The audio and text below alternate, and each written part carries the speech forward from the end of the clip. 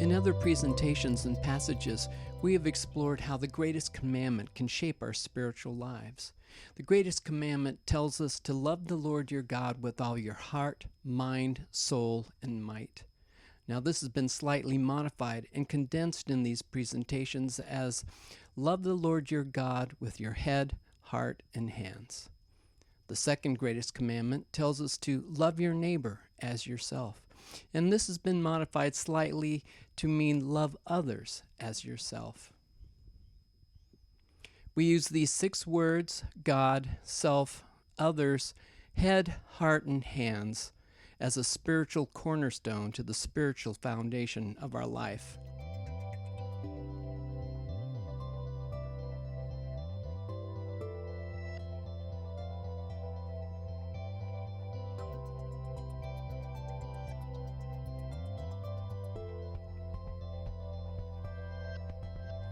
We'll refer to this cornerstone as a kind of discernment cube. Discernment is not merely decision-making. Discernment involves bringing God into the process of making decisions, as well as helping to sense or notice God's presence in our everyday lives. Now, admittedly, this is a new concept and practice for many of us, because we live our lives on automatic pilot.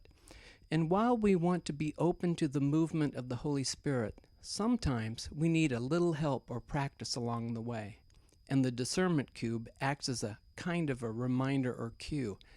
It's important to remember it is not a kind of spiritual 8-ball that provides mystical answers. Here's a real-life example of a lifelong Protestant woman who used the following prompts to reflect on the mundane act of grocery shopping. She began by focusing on God's presence in her everyday life. How is God present in this moment? In what ways do I sense God in what I'm focusing on or doing? Why or how does God have a role in this? The grocery store is a miracle. God provides so much sustenance for me. I am so grateful for this bounty that I take for granted. Then she began to focus on herself a little bit. What is my role or purpose in this situation as I relate to and ponder the target of my attention? How am I connected to what I'm noticing? How do I matter or relate to this? How or why does this matter to me? And what impact is it having or could have on me? The food sustains me. I need to think about and choose healthier food over convenient packaged food. Do I tend to buy processed foods or natural foods? Taste and cost play into my choices more than health issues. Then she begins to consider the impact on others. What circumstances or factors make up this thing or act I'm focused on? Are there things or people associated with this that may not be apparent to me or hidden from me? How does the way I live and the choices I make have an impact on others? What is the significance of what I notice and focus my attention on? And why did I notice it? I wonder who grew my food. Who processed it, packaged it, shipped it?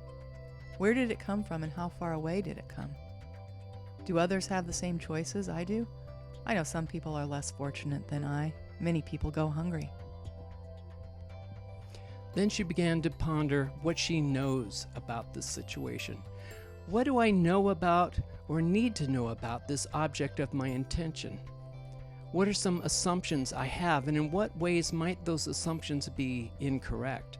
What do my assumptions reveal or suggest about me, and what can I learn about from this object of my attention? What can I learn about myself by simply paying attention to this here and now? I guess I really don't know much about my food. I take it for granted. I don't know what all those complicated ingredients on the labels are. I really don't think about calories, sugar, and sodium like I should. I don't know the labor practices or conditions of where my food comes from, and I know many people go hungry. Then she began to consider this with her heart. What emotions or feelings have stirred within me as I notice this? Why am I feeling this way?